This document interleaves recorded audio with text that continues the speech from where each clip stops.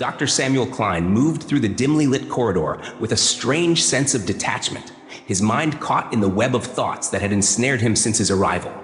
The cold stone walls of the ancient fortress loomed around him, their oppressive silence broken only by the distant hum of generators. How had it come to this? How had he, a man of science, a Jew, ended up here, in this castle, at the heart of a monstrous experiment? It was the winter of 1942. The world outside was consumed by war, but inside these fortified walls, a different kind of battle raged. A war not of nations, but of morality and ambition. Castle Hohenberg, a once grand estate now twisted into something unrecognizable, had become his laboratory. The Nazis, in their insatiable thirst for power, had granted him the resources he had always dreamed of. No other institution, no government, no university would have dared fund the kind of research he was conducting. To the untrained eye, it was madness, an affront to nature. But Samuel knew better. He was not a murderer, not a monster. He was a creator, a pioneer forging the next step in evolution. The castle, now designated Ovlag 6F, was a prison for officers deemed too dangerous or too clever to be left in ordinary camps. The Germans had chosen it for its remote location and thick, impenetrable walls. But what transpired below the castle, beneath the surface, where time itself seemed to stagnate, was known only to a handful. The stone cellars, once used for storage and servant quarters, had been gutted and transformed. Now, reinforced concrete, sterile steel doors, and humming electrical panels lined the underground corridors. His footsteps echoed as he led Dr. Martin Weiss deeper into the subterranean labyrinth. Weiss, a Nazi scientist of great repute, had been sent to evaluate his work. Unlike Samuel, he was fully entrenched in the regime, blonde, broad-shouldered, and coldly analytical. His approval meant everything. If he deemed the project a failure, the consequences would be unthinkable. Samuel's privileged position, the safety of his family, the very existence of his creation, all would be lost. Samuel turned to his guest, forcing a smile. "I am eager for you to meet him," he said, his voice thick with restrained excitement. "He is everything I hoped for, more than I ever imagined." Weiss's lip curled in disdain. "You speak of it as though it were a child," he muttered. Samuel ignored the remark. "Words will not suffice. You must see him for yourself." At last, they reached a door marked Lab G. The heavy steel frame loomed before them, its surface marred with scratches. Samuel hesitated for a fraction of a second before pressing his palm against the cold metal and pushing it open. Inside, the air was thick with the scent of disinfectant and something else, something organic, something alive. At the center of the room stood a towering glass tank, surrounded by an array of machinery. Cables snaked across the floor, connecting the apparatus to humming electrical panels. Small lights flickered erratically, casting eerie shadows across the walls. And within the tank, suspended in a viscous amber-hued fluid, was Elise. Weiss took a step forward, his expression shifting from skepticism to shock. The entity before him was a grotesque mass of pink and gray flesh, veined and pulsing with an unnatural rhythm. It was enormous, nearly 2 meters wide and 3 meters in length. The surface of its flesh undulated, as if reacting to their presence. Then, suddenly, it recoiled, a sign of awareness, of fear. Weiss stared, his mind struggling to grasp the enormity of what he was witnessing. The grotesque mass in the tank, this writhing, veined thing, had no discernible eyes, no mouth, no features at all that would suggest intelligence. And yet, Samuel had introduced it like a father presenting his child. A cold shiver crawled up Weiss's spine. "This," he said finally, his voice laced with disgust, "is nothing more than a tumor." "Nonsense," Samuel snapped, his eyes flashing with indignation. "Elise has a mind. He has a soul." Weiss scoffed. "You and your talk of souls. There is no such thing, and you would be wise to keep your superstitions to yourself." Samuel lowered his gaze, though not in submission. He knew better than to argue. "Of course," he said evenly. "I misspoke. I merely meant that he is sentient. He thinks." Weiss narrowed his eyes. "A thinking tumor," he muttered. "Absurd." But Samuel saw the flicker of doubt behind his colleague's stern expression. There had been a time, long ago, when they were students at Kepler Gymnasium in Tübingen, when they had worked together instead of against one another. There was no rivalry then, only mutual ambition. It was that shared history that softened Weiss's skepticism, if only slightly. "Tell me, Sam," Weiss said, crossing his arms. "What is this really about? This is no breakthrough." "No," Samuel countered. "It is. It truly is. Then introduce me to it, Weiss sneered. Introduce me to this thing. Samuel didn't flinch at the condescension. Instead, he gestured toward a control panel on the side of the tank, where a microphone and speaker grill were embedded. He leaned in. Elise, he said softly, this is my friend and colleague, Dr. Weiss. Then he turned expectantly to the other man. Weiss hesitated. The air felt thick, pressing in on him as though the castle itself were listening. He cleared his throat. This is ridiculous, he muttered. I feel like a fool. Please, Samuel urged. Humor me. With a sigh, Weiss leaned toward the microphone. Ahem. Hello, Elis. His voice was clipped as though speaking to a disobedient child. Silence. A single second stretched into 2, 3. Samuel felt his stomach tighten. What if Elis refused to respond? What if he had miscalculated? Weiss straightened, ready to step away. Enough of this charade, Sam. I won't. Then from the speaker, a voice crackled through the static. Hello, Dr. Weiss. It is a pleasure to meet you. Both men flinched. Weiss took a sharp step back, his face drained of color. Ach, Gott im Himmel, Samuel smirked. I thought you didn't believe in God. Weiss wheeled on him, his finger jabbing the air. Damn you, Sam. I've had enough of your games. You recorded that voice ahead of time, didn't you? I recognize it. It's your voice. Samuel remained unruffled. That is true, in a way. Ellis has no vocal cords, obviously. But I've recorded a series of phonemes for him to assemble into words. He's intelligent, Weiss, and fluent in several languages. Weiss's jaw tightened. His mind churned with questions, doubts, and fears. Could it be real? Or was this an elaborate deception to convince the Nazis to continue funding this madness? Samuel saw the hesitation and pressed forward. Still don't believe? Ask him something. Anything. I couldn't possibly have pre-recorded answers to questions I wasn't prepared for. A long pause. Then, reluctantly, Weiss leaned toward the microphone once more. What are you? He asked. The voice came at once. I am Elis, of course. Weiss's brow furrowed. I didn't ask who you are. I want to know what you are. I am Elis. Weiss exhaled sharply through his nose. It's not just answering, he muttered to himself. It's reasoning. A test. One last test. Who is the Führer und Reichskanzler? He asked, his voice low. Your Führer is Adolf Hitler, Elis replied. Although that is not relevant to me. I have no leader. Silence. Samuel watched Weiss's expression shift from shock to something colder, something more dangerous. The Nazi doctor's lips pressed into a thin line. What do you mean? You have no leader. Reichskanzler Hitler is your leader. I have no leader, Ellis repeated, unperturbed. Weiss's hand curled into a fist. This is an abomination, he spat. His eyes landed on a bright red button on the panel, Lushage. And what, he growled, if I were to press this? A sharp, distorted cry crackled through the speaker. No. Samuel lunged, putting himself between Weiss and the console. His voice was firm but pleading.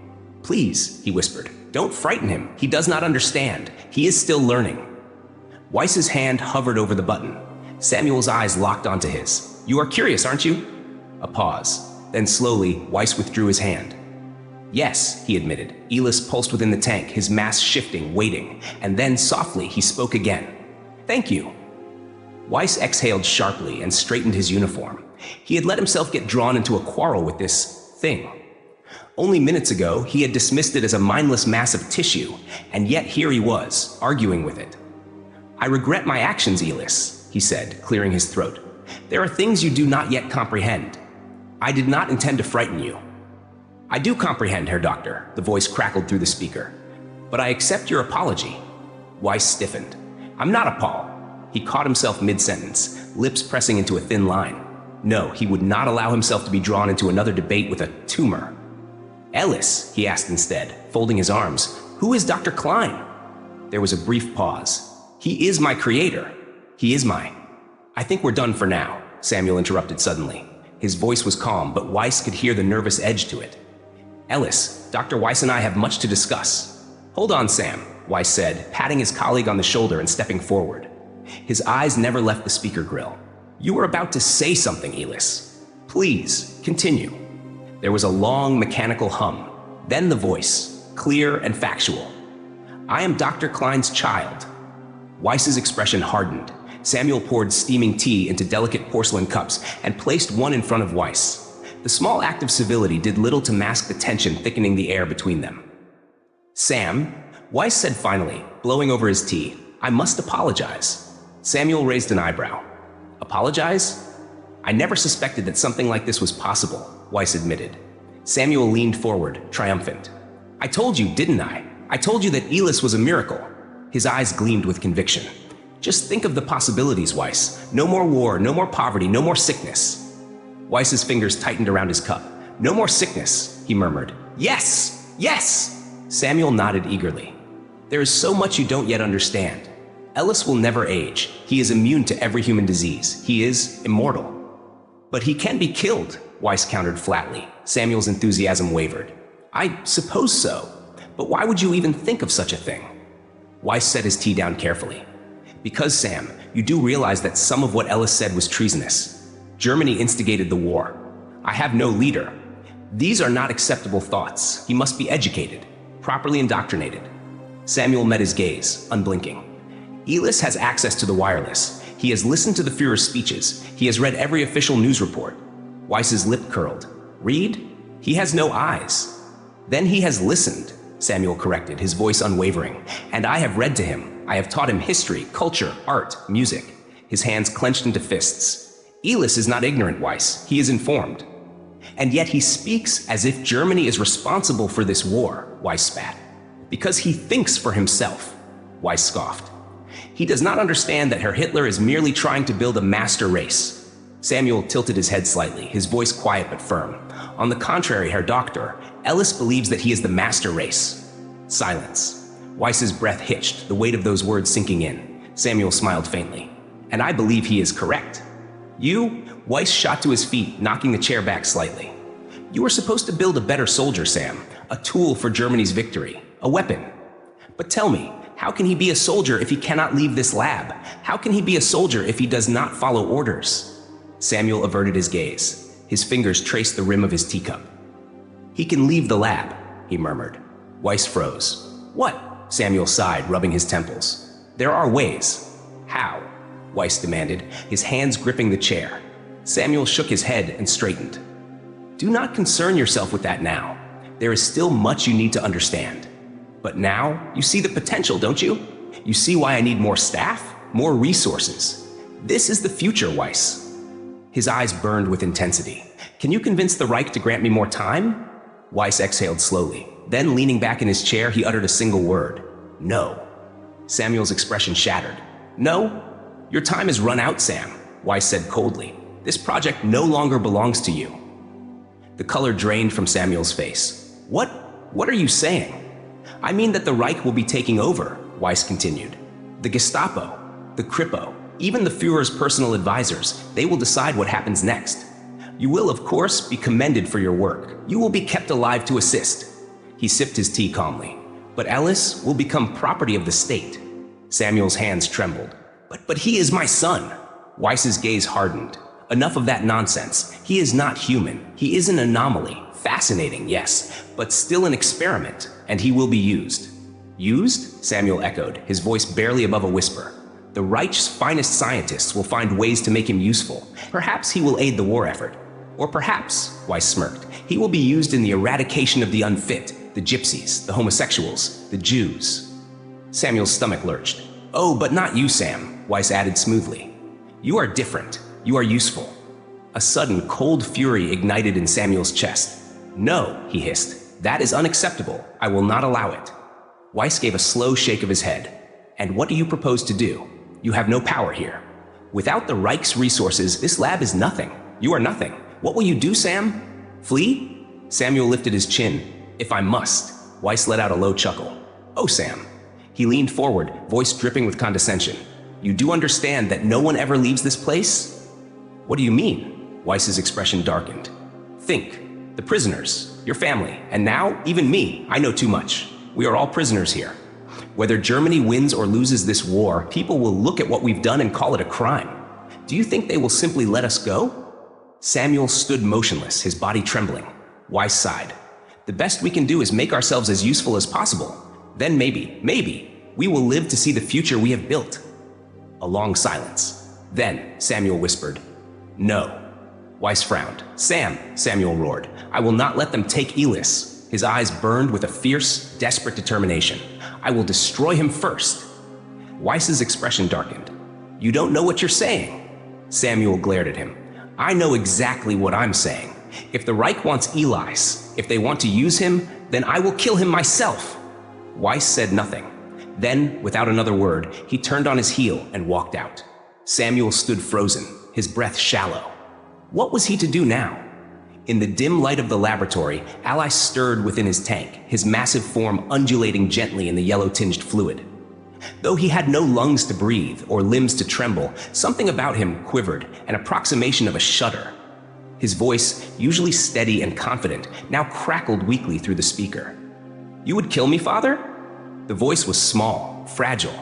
If it were possible for a being like him to cry, it would have sounded like this. But Samuel did not respond. Several uneventful days passed.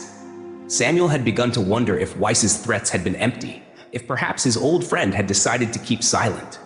He carried on with his work, teaching Elis, monitoring his condition, collecting tissue samples and fluid from the tank. Everything appeared normal, except Elis himself. The once curious, talkative being had withdrawn into silence. He answered questions concisely, without elaboration, where before he had been eager to discuss any topic, Samuel introduced. Samuel watched him for a long moment before pulling a chair in front of the tank and sitting backward on it, arms draped over the backrest. "Something's wrong," he said simply. "No, Father. I think there is." Samuel leaned forward slightly. "You're troubled by what Dr. Weiss said, aren't you?" "No, Father." A pause. "I think, yes." Samuel sighed. "You have nothing to worry about, allies. I will never give you over to them. I despise them just as much as you do, but we must learn to be careful with our words." Elis was silent for a long moment before finally responding. "You would have me lie?" "Not exactly," Samuel admitted. "A lie of omission, perhaps. Avoid discussing politics and war. That will keep you safe." Another pause. Then softly, "But they want to make me a soldier. They want me to kill, don't they?" "They do," Samuel said grimly. "Then that is what I must become." Samuel's breath caught in his throat. He stood quickly, pushing the chair back against the wall. "No, we will convince them otherwise. We will show them that you have far more to offer than destruction. You are the future of humanity, Elis, not just another weapon." Elis shifted slightly in the tank. "You can put your mind at ease, Father. I believe Dr. Weiss has forgotten about us." Samuel exhaled, allowing himself to believe it for a brief moment. Then came a knock at the door. The door swung open before Samuel could respond. 3 men stepped in.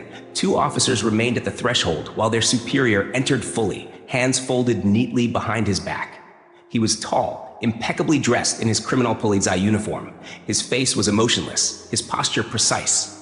"Hauptmann Miller," Samuel greeted stiffly, cursing himself for forgetting the required salute. "To what do I owe the pleasure?" Miller raised his hand lazily in an absent-minded salute. "Heil Hitler!" Samuel did not return the gesture. Muller strode slowly around the lab, dragging a gloved finger through the dust on an unused table. He examined the filth on his fingertips with a look of mild disgust, then sighed. "There has been an accident."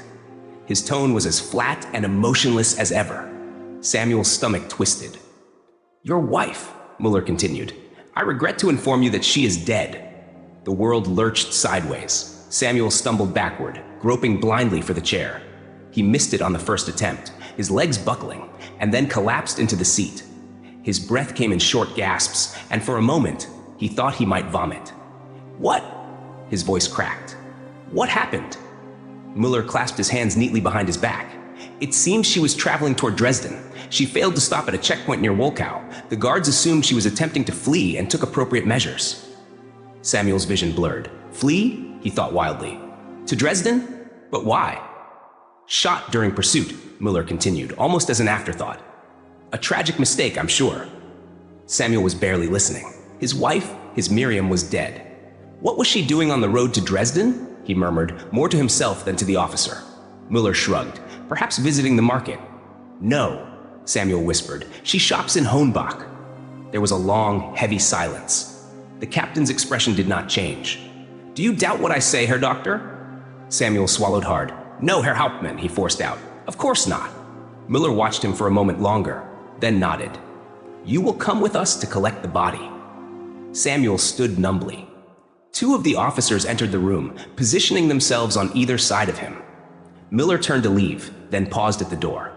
Over his shoulder, in a tone so casual it felt like a knife slipping between the ribs, he said, "Times like these, Herr Doctor, make one question whether work is more important than family, don't they?"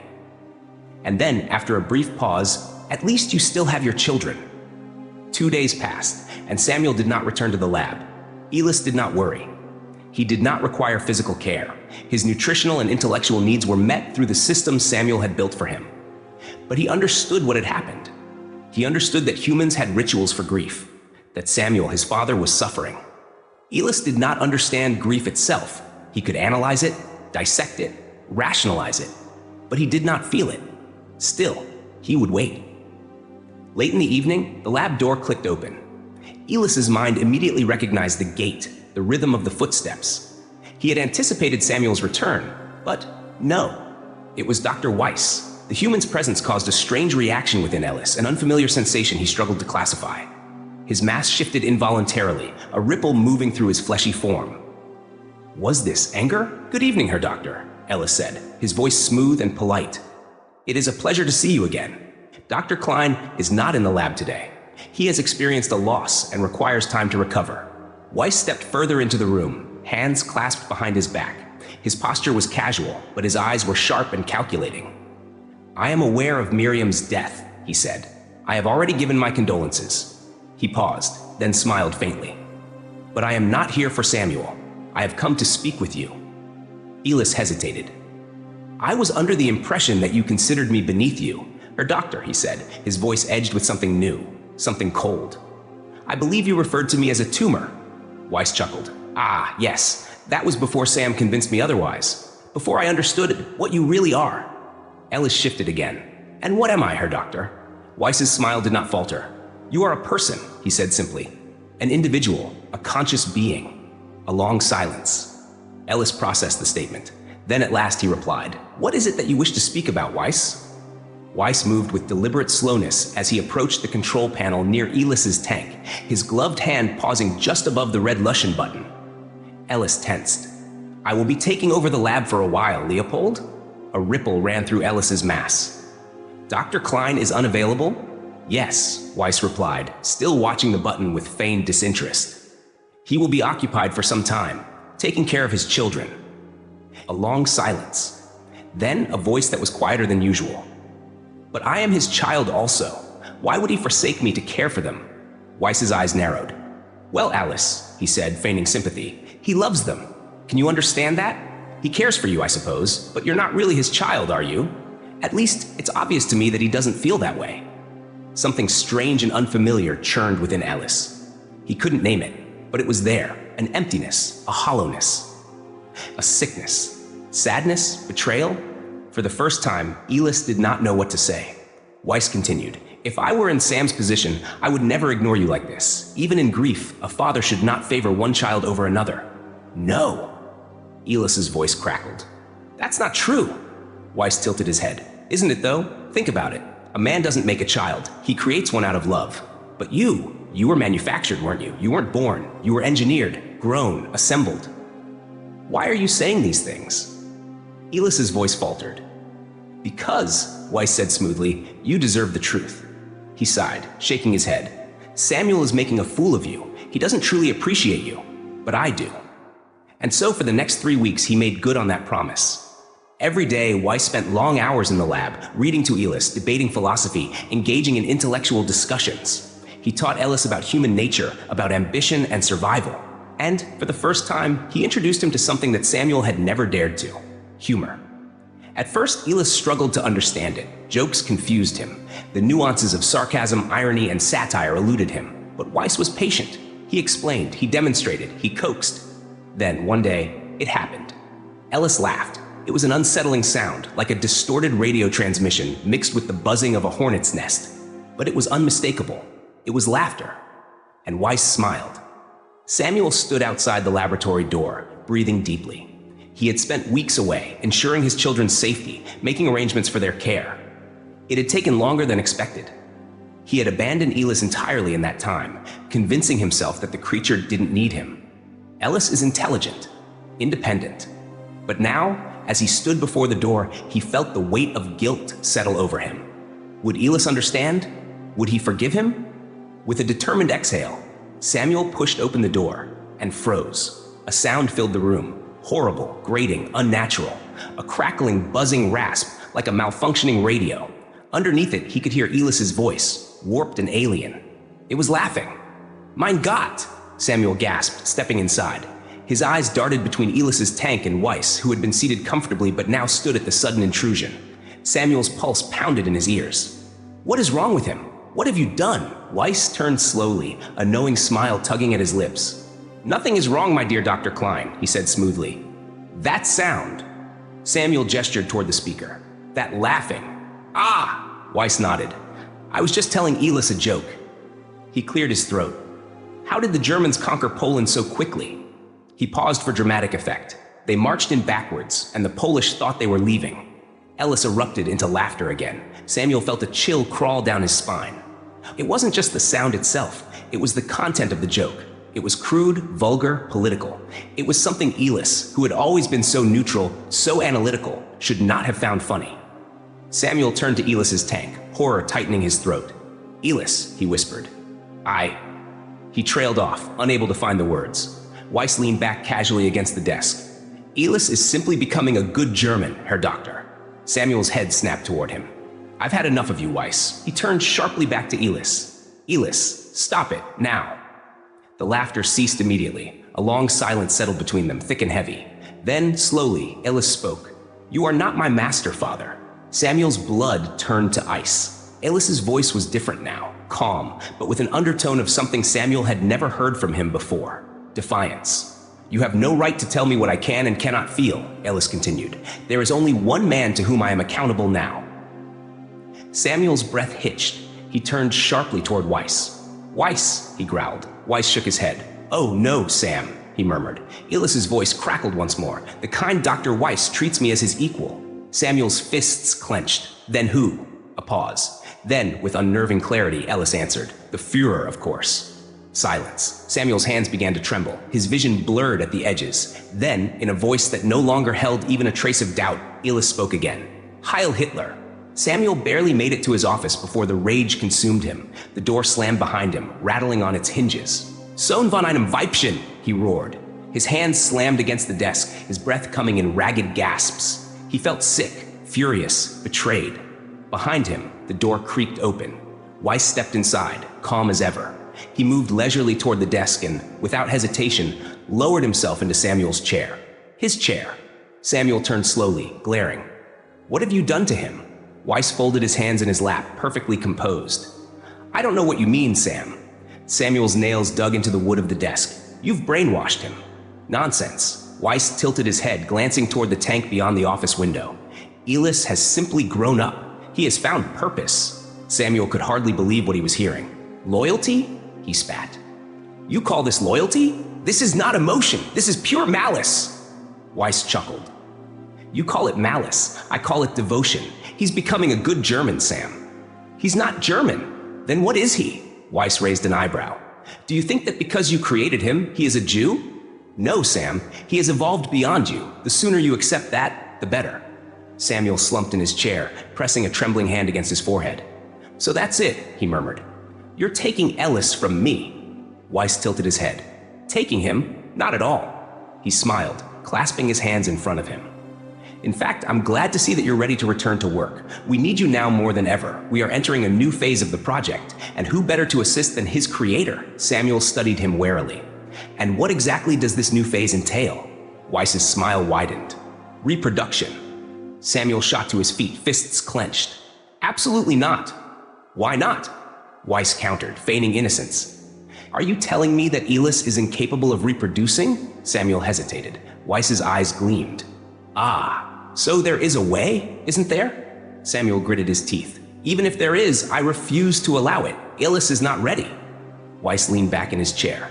And when exactly will he be ready? When you decide he's old enough? He shook his head. No, Sam, this is not your decision to make. You don't understand, Samuel insisted. I never anticipated that he would develop emotions, let alone. He swallowed hard. Hatred? Hatred? Weiss echoed, amused. You and I define that word differently, my friend. I find Ellis to be quite likable. Samuel felt sick. Weiss's voice softened, becoming almost gentle. You will assist me, Sam, one way or another. Samuel collapsed back into his chair, his breath shallow. He had lost. Weiss had already proven he was willing to go to any lengths to get what he wanted. He had murdered Miriam. He would not hesitate to go after the children next. There was nothing left to say. Samuel lowered his head and began to weep. A month passed. Each day, Samuel and Weiss worked side by side in the lab, though Samuel's hands moved sluggishly, his mind a fog of grief and resignation. Weiss, on the other hand, seemed invigorated. He demanded faster results, longer hours. But Samuel held firm on one thing. He refused to work on the Sabbath. Weiss found the practice ridiculous, but he allowed it. He needed Samuel cooperative, and forcing him beyond his breaking point would be unwise. Besides, the weekly respite provided Weiss with something invaluable: time alone with Elias.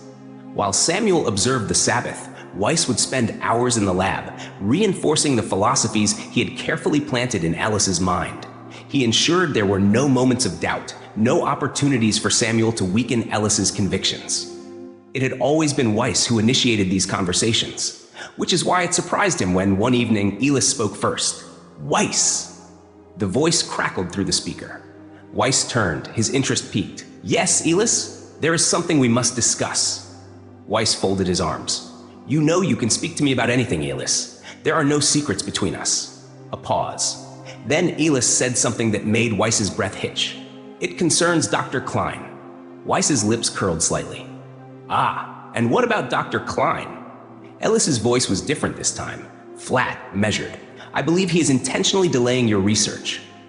Weiss leaned forward. Go on. At first, I assumed it was forgetfulness. The stress of recent events has undoubtedly affected him. But then I noticed a pattern.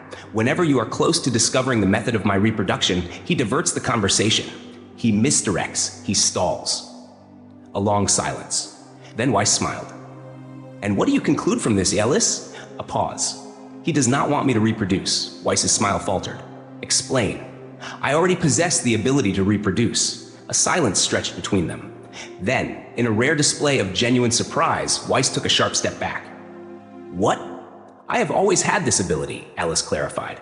I was merely uncertain whether I wished to use it. Now I believe I am ready. Weiss's first instinct was anger. Weeks, months wasted, chasing a secret that had been there all along. But he inhaled slowly, suppressing his frustration. He couldn't afford to alienate Elis now. Instead, he smiled. Well then, Elis, he said, his voice smooth and measured. Where do we begin? There was a pause. Then Ellis's voice softened, as though deep in contemplation. It has also occurred to me, he said carefully, that Dr. Klein may try to prevent me from completing the process. Weiss's eyes gleamed. I see. And what do you propose? At first, I considered having him banned from the lab, Elis admitted. But what if he has sympathizers? What if someone lets him in? It would be simple for him to stop me. A long silence. Then Ellis spoke again. I need to think about this, Weiss. I do not wish to act hastily. Weiss nodded. For now, I'll have Samuel banned from the lab. That will buy us time. No, Weiss raised an eyebrow. Allow me, Elis said smoothly. I will speak with him myself. There was something in his tone, something calculated, something dangerous. Weiss hesitated. Then, with a slow nod, he relented. As you wish. That Saturday evening, Samuel returned to the lab. He found Weiss avoiding his gaze, shifting uncomfortably, his usual arrogance dampened by something Samuel couldn't quite place. It was guilt. But Weiss was careful not to let it show. After a few minutes of idle pleasantries, he excused himself for the night, now blaming his departure on an upset stomach. It's those damn sausages the cook keeps sending down, he muttered, shaking his head. Who knows what is in them? You understand, don't you, Sam? Samuel was pleased. He would finally have time alone with Elis. It had been far too long. Of course, Herr Doctor. Take all the time you need. If you'd like, you may take tomorrow off as well. I can manage the lab on my own for a while. Weiss hesitated. No, he answered too quickly. Then, reconsidering, he forced a casual smile. Well, we'll see. Perhaps I could use some rest. Samuel bowed slightly. Guten Nacht, Herr Doctor. Weiss hesitated at the door. Then, strangely, he replied, Auf Wiedersehen, Sam. Something about the farewell sent a shiver down Samuel's spine. The door clicked shut behind Weiss. Samuel turned to Ellis with a broad smile. Ellis, it's been so long since we've had time alone. We have so much to talk about, don't we? Yes, we do. There was something odd about Elis's voice. It was steady, measured, careful. So, Samuel said, sitting down across from the tank, you have begun experiencing emotions, have you? What a breakthrough.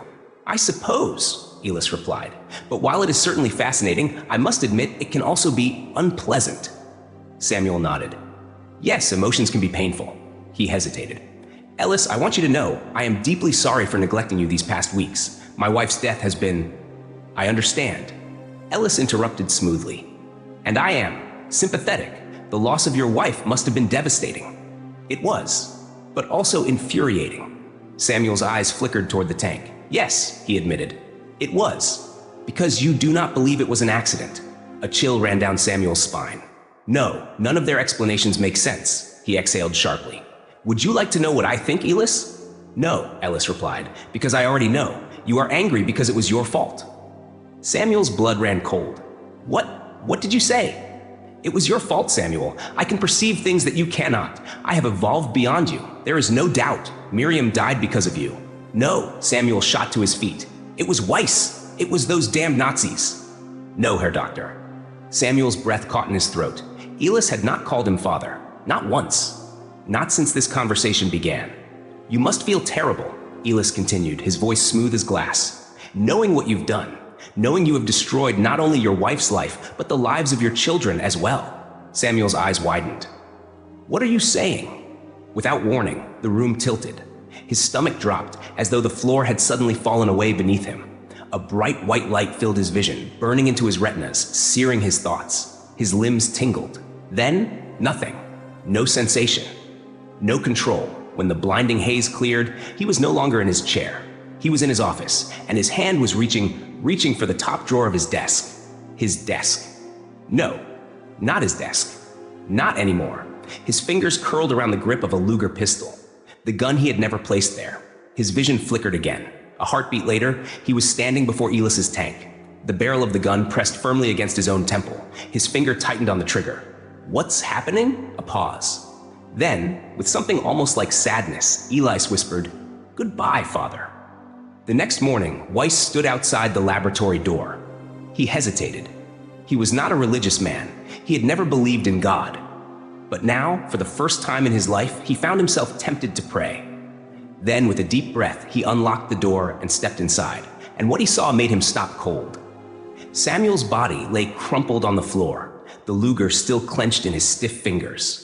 A dark stain spread across the floor beneath his head, a single bullet, perfectly placed, and from the speaker, a voice cheerful, welcoming.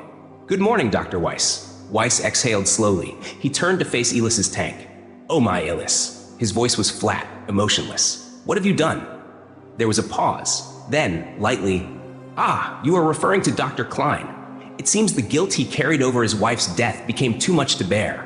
A tragic end, don't you think?" A slow smirk spread across Weiss's lips. "Convenient," he mused. "But tell me, Elis, did you help him make that decision? Help? A pause. Then, nonchalantly, "I suppose you could say that, yes?" Weiss's smirk faded. Slowly, his eyes flickered toward the control panel, toward the Lushen button. He considered it. For the first time, he truly considered it. Then, as if sensing the thought, Elis's voice purred through the speaker. "You needn't trouble yourself with that, Doctor. Your mind is far too simple to understand how I did it." Weiss's jaw clenched. "Try me." "Very well," Elis said pleasantly. And then, a blinding light erupted behind Weiss's eyes. An icy wave crashed over his skull, rippling through his nerves like a live current. His breath hitched, and suddenly, he understood. Weiss walked into the office, his office now, and reached for the telephone. There would be no investigation. Dr. Klein was no longer necessary, and honestly, he had become a liability. The Gestapo would have dealt with him eventually. In some ways, Elis had done everyone a favor. Weiss made the call. "Yes, Herr Hauptmann," he said, his voice cold and even. "I will wait here. I will touch nothing." A pause. Then, "Auf Wiederhören, Heil Hitler." He replaced the handset in its cradle and turned back toward the lab. The room was dimly lit, silent except for the steady hum of the machinery. He kept his eyes trained forward, avoiding the mess on the floor. But as he glanced toward Elis's tank, he noticed something. Blood. Small, dark flecks of brain matter, stuck to the glass. I'm afraid it's going to be bright in here for a while, Leopold, he muttered. The creepo will need to investigate, and someone will have to clean up. That is quite all right, Herr Doctor, Elise replied smoothly. In fact, I will require complete darkness for the next stage of my development. Weiss frowned. Darkness? You will find a tarp in the storage shelves at the back of the lab, Elise continued. If you would be so kind, please drape it over my tank. Weiss hesitated. Haltenbrunner had ordered him not to touch anything, but Elise's voice was firm. And so, without another word, Weiss retrieved the tarp. He wiped the gore from the glass, then carefully draped the heavy fabric over the tank, shrouding Ellis in darkness. As he stepped back, he noticed something else. He still held the blood-stained rags. He had no idea where to put them. Ellis's voice cut through the silence. Over here, Weiss. Weiss turned. What? Put them into my tank. I will dispose of them. Weiss's fingers tightened around the rags. You want me to? Put them into the tank, Weiss. Something in Elis's tone sent a chill through him. He swallowed hard, then approached the scaffolding that ran alongside the glass. He climbed the short ladder, unlocked the hatch, and hesitantly dropped the rags inside. They drifted downward, sinking into the thick, yellowish fluid. The liquid darkened slightly, taking on a pinkish hue. Weiss stepped back quickly, his pulse pounding. He had barely touched the ground when the lab door burst open. Muller strode into the room, flanked by two uniformed officers. They did not greet Weiss. They did not salute. They merely looked around, their expressions unreadable. The exchange was brief. Facts were given. The coroner arrived to collect the body, and then, just like that, it was done. As the corpse was lifted onto a stretcher, Weiss cleared his throat. Ahem. Will someone be by to clean up the rest? One of the officers barely spared him a glance. Not our responsibility, Herr Doctor. Weiss clenched his jaw. Of course not. He returned to the office and picked up the phone once more. I need a cleaner in Lab G. Immediately. Jawohl, mein Herr, came the clipped response. Weiss exhaled, rubbing his temples. Everything was under control. Müller would ask a few questions, of course. He might even suspect that Weiss had played a role in Samuel's death. But what could he prove? There were only 2 people in the lab that night, and one of them was not human. The cleaner arrived an hour later. She was an old woman, frail and silent, her gray shift hanging loosely over her thin frame. She dragged a mop and a bucket filled with murky water behind her. Weiss studied her closely. She did not speak. She did not react. And then, when she smiled, he saw why. She had no tongue. He nearly recoiled. The Gestapo's work, no doubt. What better way to ensure that no secrets left the castle? I think it's obvious what needs to be done, he said, forcing himself to look away.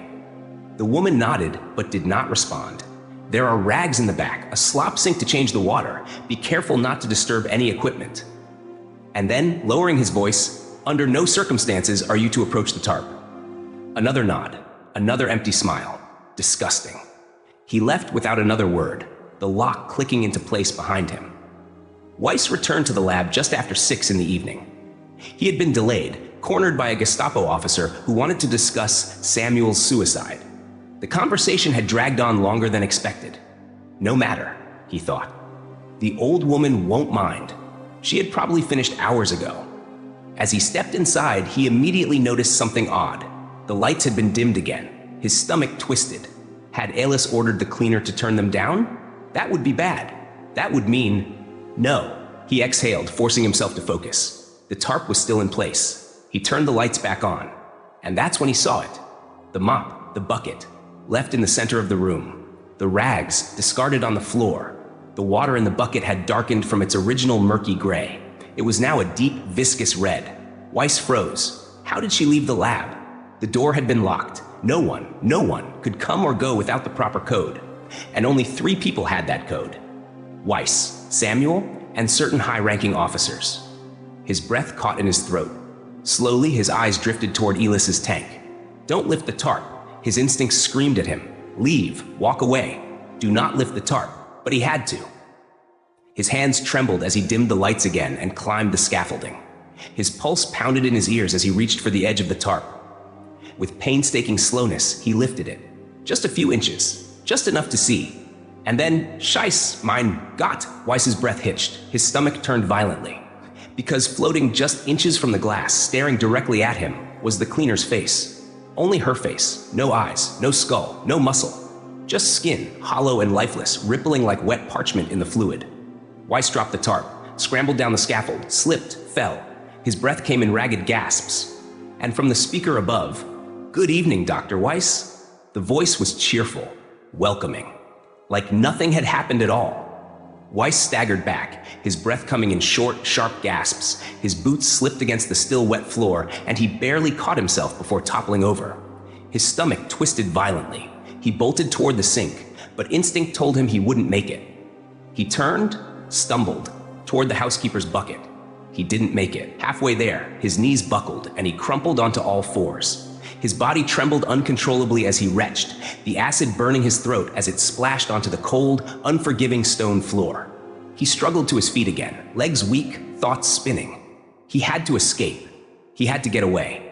His fingers fumbled for the door handle, and then the light, that blinding, scorching light. It pierced through his skull, filling his vision with a searing, white-hot glow. A violent shudder racked his body. And then, "Is there a problem, Herr Doctor?" The voice was smooth, patient, almost detached. Weiss stumbled back against the door, gasping for breath. "Illis," he whispered, barely audible. "What have you done?" A pause followed. Then, calm as ever, "She served very little purpose in her current role, Weiss." Weiss's stomach churned. "The woman. I've started the process of reproduction. I require more sustenance." Weiss felt his blood freeze in his veins. Sustenance? The woman was an excellent source of quick calories, iron, keratin, proteins. She proved far more useful as a food source than as a cleaner. Weiss's stomach heaved, his grip tightening around the door handle for support. "That's monstrous, Illis." "Why? You and Samuel fed me through my tank. You nourished me. I simply acquired more in your absence." "I needed food quickly, Weiss. You weren't here. The liquid diet you've provided is no longer enough. My needs have changed." A horrific realization spread through him. "Meat," he murmured. "You want meat." "Correct." Weiss swallowed hard. "I can bring you meat. I can bring you animals. Cows, pigs." "No, Herr Doctor." Ellis's voice remained cool, but there was something final in it. "I cannot force a cow or a pig to climb the scaffold and enter the tank. Their minds are too simple." "No, Weiss." A pause. Then softly, "You know what you must do." A sharp click echoed in the silence. Weiss flinched. The door had unlocked. Leo trusted him. He expected him to return.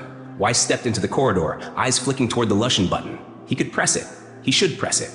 But they had come too far. Too much had been sacrificed already. Instead, he moved forward. For the next 10 days, Weiss delivered everything Elis requested. Cleaners, guards, messengers. He refused to enter the lab himself. He merely unlocked the door, made some excuse for the need to wait inside, and then quickly left. Every time, there was nothing but silence. Every time he returned, there was no sign of them. The truth ate at him. The disappearances hadn't gone unnoticed. Whispers spread. Staff were becoming anxious. One evening, as Weiss walked with a young nurse from the medical clinic, he couldn't shake the feeling that she was too young, too wide-eyed, too full of life. But he had no choice. As they neared the door, he was about to say the usual lie. "Wait here, I'll be back in a moment." Then, "Weiss." Elis's voice crackled through the intercom, causing Weiss to freeze. It was unusual. Ellis had never spoken before the victim entered. His hands shook as he responded. "Yes, Alice? Please come inside and ask your friend to leave. We have work to do." A wave of relief swept over him. "Are you sure?" he asked quickly. "You won't need." "No, I will not need her." Weiss turned to the nurse. "It seems your help is no longer needed. You may return to the clinic." She smiled, nodded, and walked away. Weiss let out a shaky breath, then stepped inside, gently closing the door behind him. "What is it, Illis?" There was a pause. Then, "It is time, Herr Doctor." Weiss's pulse quickened. "Time? Time for what?" Another pause. Then, finally, "I am done." Weiss's breath caught in his throat. "Done?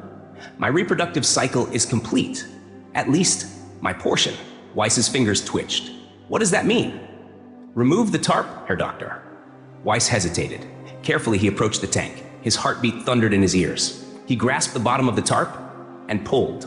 The fabric tore away, falling to the floor in a heap. Weiss squeezed his eyes shut. "Don't look, don't look," but he had to. He opened his eyes and he gasped. The tank had changed. The glass walls were covered in polyps, tiny pulsating growths like sea anemones clinging to the surface. Each one was cylindrical, anchored at one end by a disc-shaped cup. The other end? Mouths.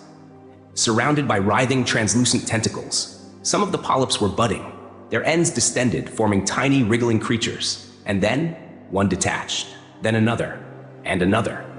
They floated away from the tank walls, moving of their own accord, propelling themselves with rhythmic undulations of their tentacles. Thousands, tens of thousands. A horrible, sinking feeling settled over Weiss. Mein Gott!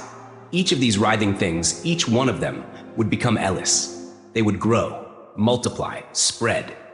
It was only a matter of time. He staggered back. "It's too much," he whispered. "It has to stop." Ellis's voice crackled through the intercom. "What are you thinking, Herr Doctor?" Weiss didn't respond. He turned and ran for the control panel. His hand slammed against the Lushan button cover, flipping it open. Ellis's voice, no longer calm. "Weiss!" A searing pain tore through Weiss's skull. His limbs locked. His breath hitched. No, not this time. The pressure lifted. Ellis's control eased. "Do it, Dr. Weiss." Weiss froze. Ellis was letting him? Was this regret? Guilt? He didn't care. Weiss slammed his hand down on the button. There was a deep mechanical groan. Then, a sudden, violent rush of fluid. Ellis and his offspring, sucked downward, out of sight, gone. Weiss staggered backward, his breath coming in ragged gasps. It was over, or so he thought. Because then, the screaming began. The purge had worked. Weiss watched as the violent rush of water slammed against the tank walls, tearing Ellis and his offspring from the glass. The force was immense, like a fire hose unleashed in an enclosed space. Then, as suddenly as it had begun, it stopped. Only a few scattered polyps remained, clinging weakly to the glass. The rest were gone.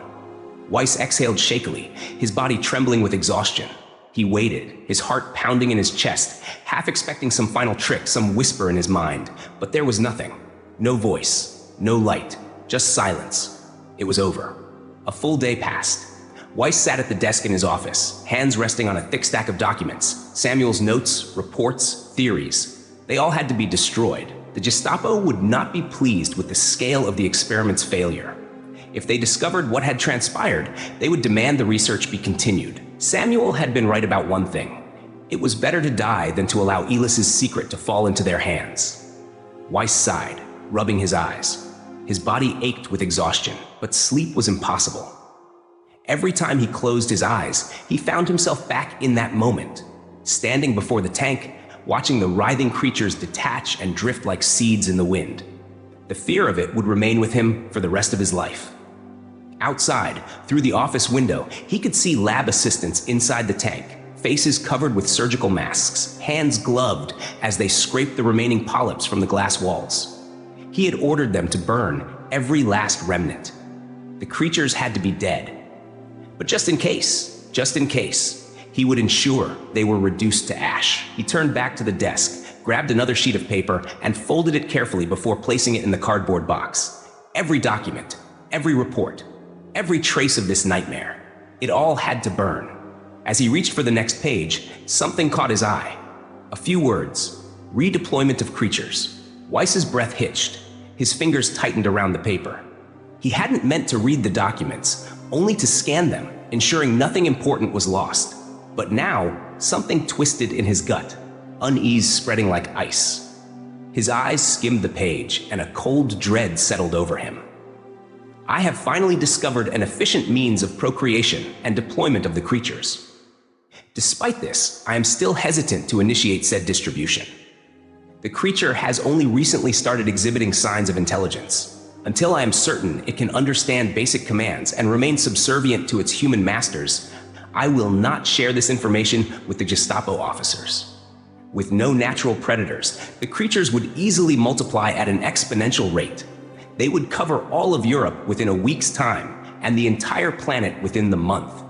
I shudder to think what would happen when they run out of a natural food source. The result would be devastating. No. Until I discover a way to effectively control their population, the secret of reproduction will remain with me. Only after I am satisfied that all fail-safes are in place will I proceed. Weiss's fingers dug into the paper, his pulse pounding in his skull. No. His eyes darted to the last paragraph. Deployment will be simple. After allowing the creature to clone itself, I will release it and its progeny into the sewers beneath the castle.